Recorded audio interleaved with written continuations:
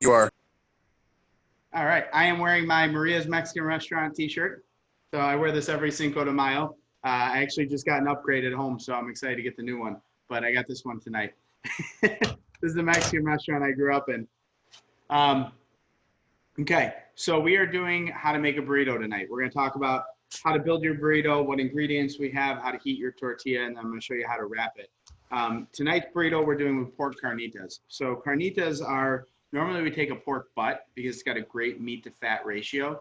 And we take the pork butt and we submerge it in olive oil. Now, in Mexico, they use lard, but that's just a lot of lard to use, and I love the olive oil flavor. So we take olive oil, garlic, cloves, onion, orange peel, and we cover it all up, and then we just slow cook it. So a very, very light simmer for about 5 to 6 hours until it falls apart, and then you get this really tender pork. We cool it down and then pull it. Now, because we cook it in oil, when we actually crisp this up, we're not going to have to add any oil to it because it's kind of got it all interlaced in here, which is lovely. And then some of the other toppings we have for our burrito, or fillings, I should say, jalapeno if you like, Mexican rice to go inside, tomatoes, lettuce, salsa, sour cream, cheese, whatever you're in the mood for. So first thing I'm going to do is actually start to heat the pork up. So you want to set your pan to a medium-high heat. And then I'm going to drop the pork right now. I want to let this preheat a little bit because I want some of this oil to come out of the pork right when it hits the pan, so it greases the bottom of the pan. I don't like to add additional oil because this is going to give off quite a bit. If you touch it, you can see it's got a greasy kind of texture to it. But much like me, it's not bad fat, it's good fat.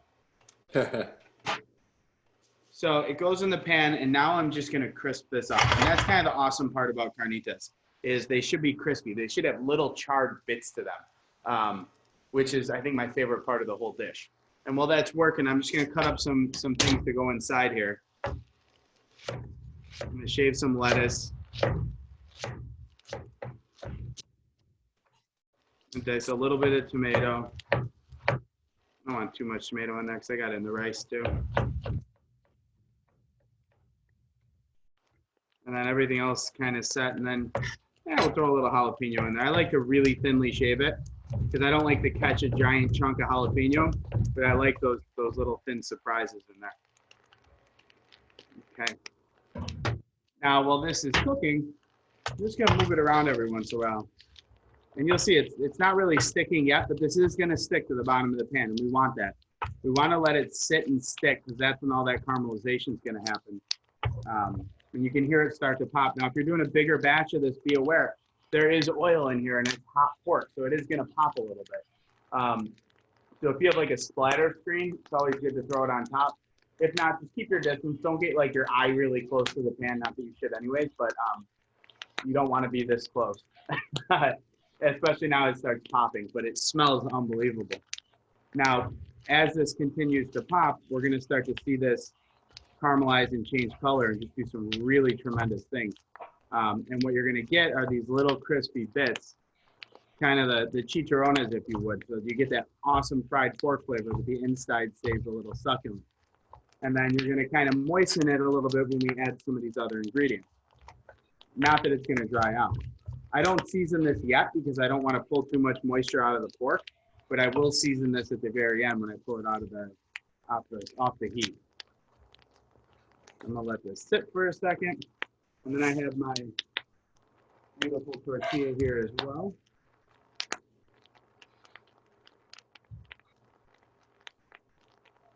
So you can see as it's heating up, as it's cooking, that frying is the oil that's inside the pork, all that olive oil it absorbed. That's what we're looking for.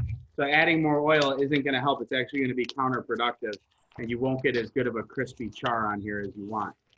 As I move this around, you'll see now I'm starting to get some really great crispy pieces of pork in the pan.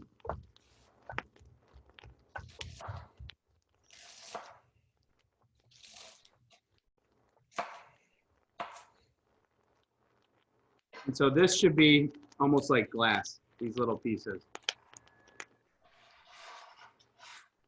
And now it's coming to the end. I'm just going to season with a little bit of salt. Turn the flame off.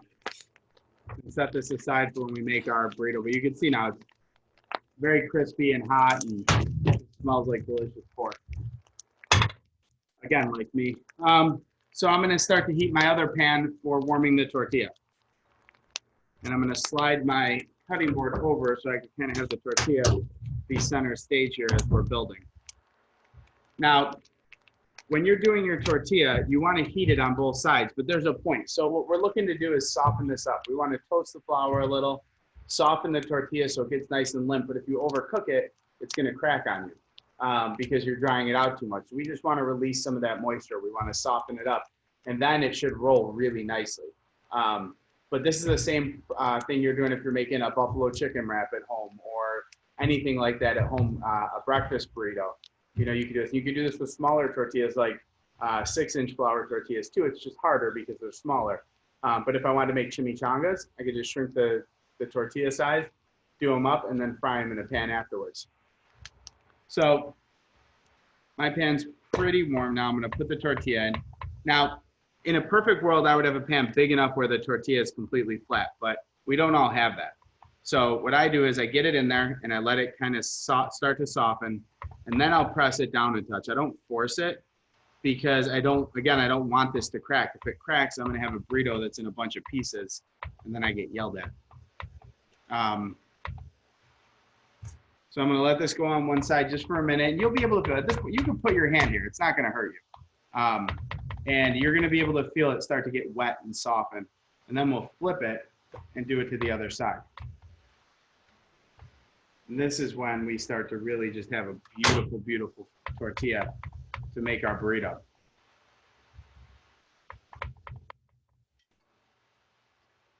Now you can see it moves around very easily. There are some cheat options. You could, if you wanted to, say, microwave this. And yeah, it would work, and you have to microwave it very quickly. So it could be done. You could do it right over the burner on the stove, but again, you got to move very fast. So I like a pan, a dry pan, because it kind of helps preserve the integrity. Now, when I build the burrito, you're building flavors, right? But you also have to pay attention to the layers that you're putting in here. So if I'm going to put something greasy in, I don't want greasy to be the first thing, or else I'm going to have a greasy burrito. So normally I'll put a little bit of a layer of cheese down. And I know you're thinking cheese can be greasy, but what this is going to do is create almost like a film so that the pork doesn't over grease it up. Then I'll add my jalapenos and a little bit of lettuce. So now I have a bed. I got like this beautiful, great bed. That's hot, so I won't do that. I'll throw the pork in, and you can see how crispy this pork is. And once it gets in the burrito and you wrap it, it's gonna steam a little, just naturally. So that'll soften up a touch, but you'll still get all that great kind of texture. And then if you want, you know, you can do a little salsa, a little sour cream. Me, I love putting rice in my burrito. I know it's kind of gluttonous, but a little bit of warm Mexican rice in there, I just think just takes it over the top. And then to wrap this, so I have my burrito lengthwise now, right? All my fillings lengthwise. I'm gonna fold these two sides over, okay? And then I press down with my fingers and fold it, if you think like an envelope, right? And then you come here, you're folding it over, and now when I get to this point where it's wrapped over, I'm gonna tuck a little, but I'm gonna take my fingers and tuck this underneath. And you see, now I go nice and tight, and I have a nice tight burrito. But the biggest problem is that the burrito will fall apart. So if you take the burrito and you put it back in the pan, seam side down, and you let this sit for a minute, what's gonna happen is that's gonna toast and get that kind of hard exterior like I told you we don't want. Well, now we want it because that's gonna keep the burrito from popping open. It's gonna act almost like a glue to the burrito. It'll help if I turn the flame on. And that's what's gonna keep our burrito from popping open for when we actually eat it and when we cut it open. Let me get this all off to the side.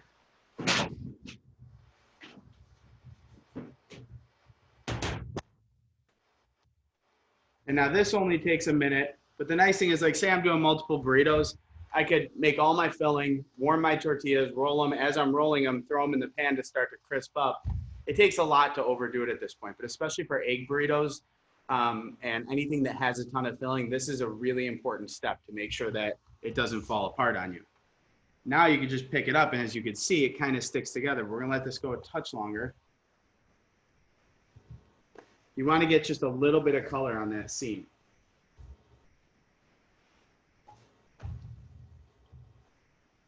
That was professional, Michael. That was better than Chipotle.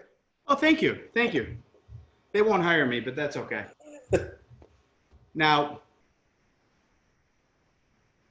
you know, especially working like all different restaurants when I was younger, when wraps were the big thing, and then at country clubs and all that, I've made a lot of wraps. So it's kind of funny, but they're one of those things that never really go out of style. Yeah. All right. I like this toasting tip. I've not seen that before. Yeah. So you see how it holds it together? It's great, and you get just a little bit of color, and then you can just cut your burrito if you want, or you can eat it whole. But you get a great burrito that you can eat just like that, or you can pick it up and enjoy. And that's it. Now, Kathleen, you had a question about smoking the pork for it, right?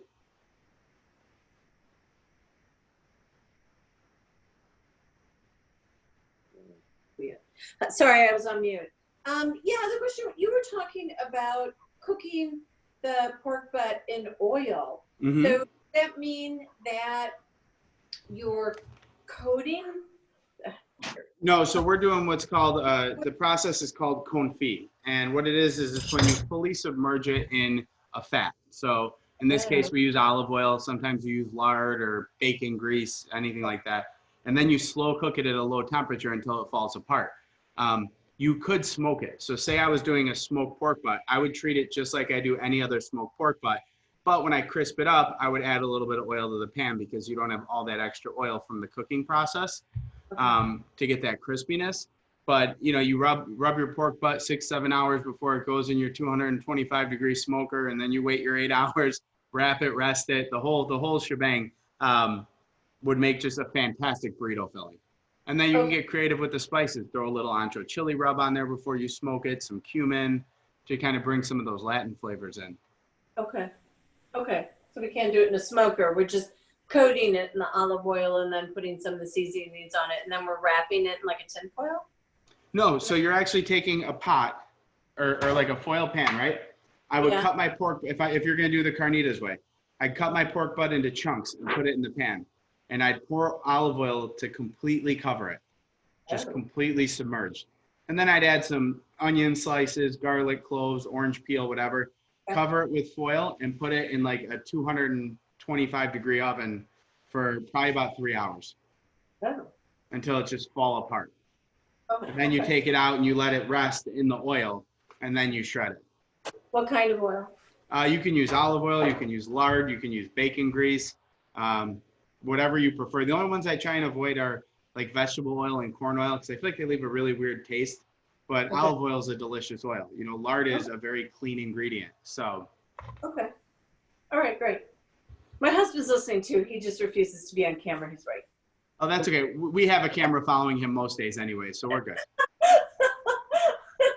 So, okay. All right. So we wanted to know if we, wanted to recreate this somehow, how we would go about doing it. So. Yep. All right. Perfect. Super simple technique. All right. Thank you. You're welcome. Thank you, guys. Happy Cinco de Mayo. Happy Cinco de Mayo. Thank you, Michael. I'll see you. Good day.